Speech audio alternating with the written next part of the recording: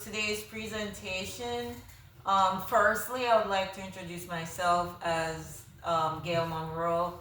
I am currently a student at Moravian University pursuing the post-professional doctorate in OT. And to my right here is Miss Melissa Benson. She's actually my boss. She's the director of rehabilitation right here in Luling, Texas. And she has extensive managerial experiences. And I picked Melissa for this program honestly because I don't know how much she knows that I really do look up to her. I consider her super bright, super intelligent, and I always tell her, but I don't think she really listens to me. But anyway, I'm so happy that she's here, and I would like to introduce Melissa to you, and maybe Melissa could give you a little bit more about her background and experience as a leader in OT. Well, I've been director of rehab for about 5 to 6 years. I actually have been doing more nursing home stuff. I've worked in all facets of occupational therapy areas, from mental health to nursing homes to outpatient therapy, as well as in pediatrics. I hold also an MBA, which I think helps coincide with understanding some of the financial logistics as well behind running a rehab department. And I've been doing this about 11 years, and I'm a CODA, and I love it. I've taught a little bit for St. Catherine's University. I've taught what they call level 1 students, and then I did some teaching as well as some level 2, and I taught during the COVID process when we went through it, actually the outbreak as well. So that's a little bit about me.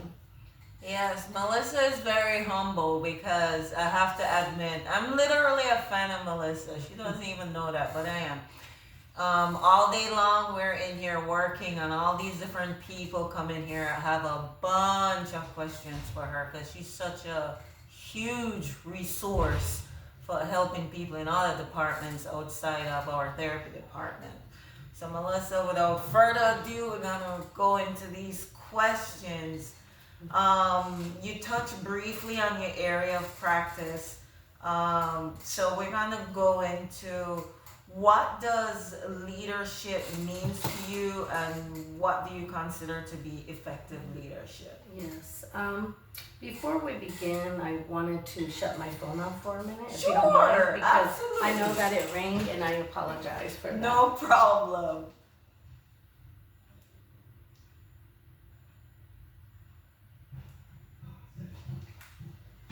Not a problem, Melissa. So, thank you. We're doing take one. Yes, take one. I do apologize for that. And that's actually part of being a director of rehab department. You have to be readily available for the majority of your time working in the day.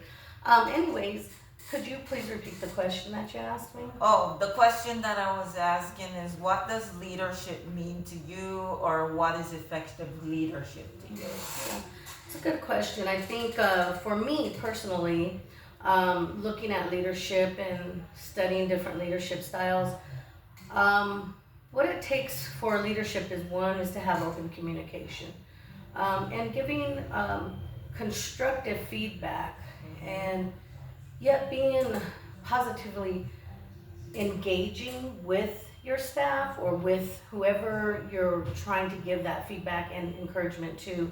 But I also feel that when people talk about criticism, they say, oh, it's constructive. Yeah, but there's a point that I call it positive feedback, because we have to, as a leader, we have to really understand and hone in on their strengths, but also let them know their weaknesses, because that's the only way you're going to build yourself into being a leader and building into a leadership role. So to me, that's what's important as being a leader. And I think if anything is having that communication and showing how you value your staff, and teaching your staff how you understand their point of view, but accepting also the point of view of your staff. Absolutely. So Absolutely. I work with Melissa on the daily, and feedback is very critical for me. I need to know how I'm doing, what's going on, what can I fix, what can I tweak. Sometimes I don't even ask her. She volunteers the information, and it's information that can be used and implemented in real time. So I agree with everything she said about, the providing feedback and what was it again? And communication, timely and effective communication. Okay, Miss Melissa, the next question is, how would you evolve, or how do you see yourself evolving and growing as a leader? that's a good question. I think in order to grow and evolve, first to evolve, you have to be the type of leader that's going to go ahead and come to the table and accept what other people see as your weaknesses, because we also as leaders have our strengths and weaknesses, and there's opportunities that we can use to evolve and become and grow as a leader. So with that said, to evolve, like I said, takes a lot of feedback. It takes a lot of self-awareness to understand where you can become better with you, because I believe from looking at nursing staff to your charge nurse, and I always say your team is only going to be as good as your leader. And you have to have cohesiveness in order to grow, and that's part of the evolving of that leadership.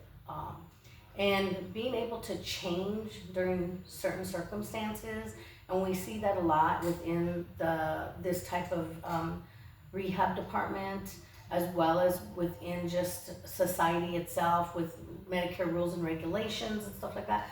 That's an example that I give because we see that forever changing, and it affects our profession, so it affects our leadership too. Yes, ma'am.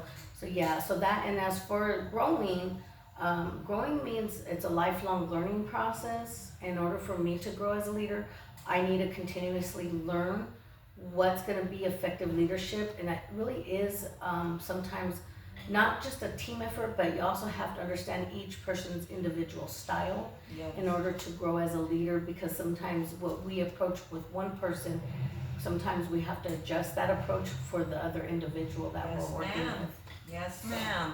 Excellent. I don't think I can add much to that one. Moving right along, Miss Melissa, what is the leadership approach or style that you use? That's a good question, because I know they always say, oh, some people use like an authoritarian type of leadership. Some, want to use what they call a coaching leadership. I kind of combine my leadership, and from having an MBA, we learned a lot, and I learned that, and just because knowing myself and doing this now for, like I said, 5 to 6 years, I've learned that I like to use the laissez-faire leadership, but I like to use the coaching leadership, because I feel like autonomy is important, especially for our therapists who are evaluators here. I have to give them their autonomy, because in reality, they're the evaluator. I provide the treatments, and I keep the department running. But I feel that's important. Everybody needs their autonomy, even our assistants. But at the same time, I like to do my coaching. And why I call it that, because of the fact that, for example, I say, hey, Gail, there's this so-and-so person. I think we should change that goal because of this reason. And I like to do that because I feel like coaching is only not going to make a better department, but it's going to make a better leader out of me, but it's also going to instill leadership skills, and it's going to make you a better therapist in the end. Correct. And that's what I look for, is to make you be the best of you and be the best therapist.